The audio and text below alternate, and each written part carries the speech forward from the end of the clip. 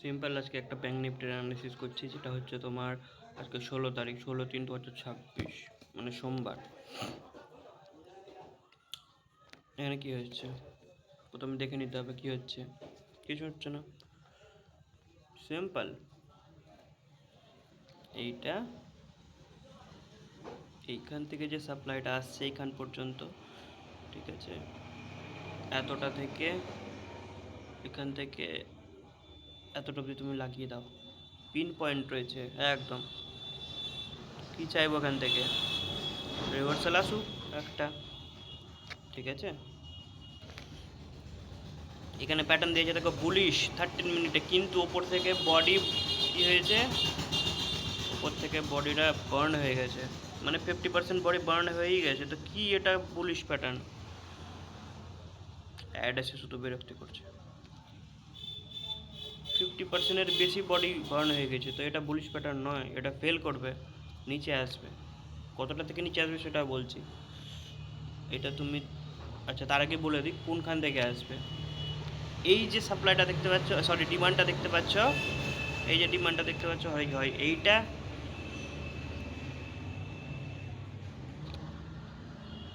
আর না, হ্যাঁ এইটাই বড়টাই, আর না হলে এইটাকে ধরে নেবো যদি না থামে, কিন্তু যাবো সেই নিচেই, ঠিক আছে।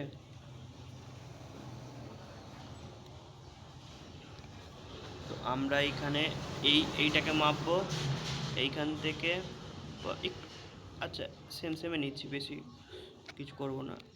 এই এই আমরা এখানে একটা রিভার্সাল এরিয়া লাগাবো। রিভার্সাল এরিয়া আমরা লিখে দেবো এটাকে রিটেস্টিং, যেহেতু নিচে থেকে এসে ওপরে রিটেস্ট করছে।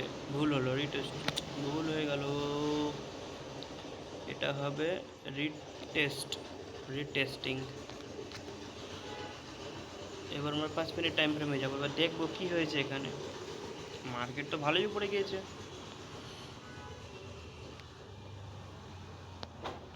এটা কি মনে হচ্ছে মার্কেট পড়বে না? ঠিক আছে, আমরা নিচের দিকেই যাব, আসুক নিচে। এইটা দুটো জিনিস হবে,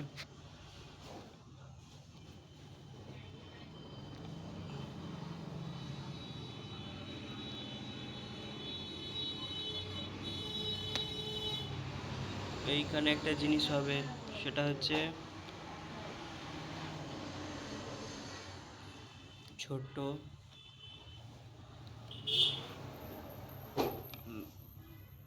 বড়, এর থেকেও বড়,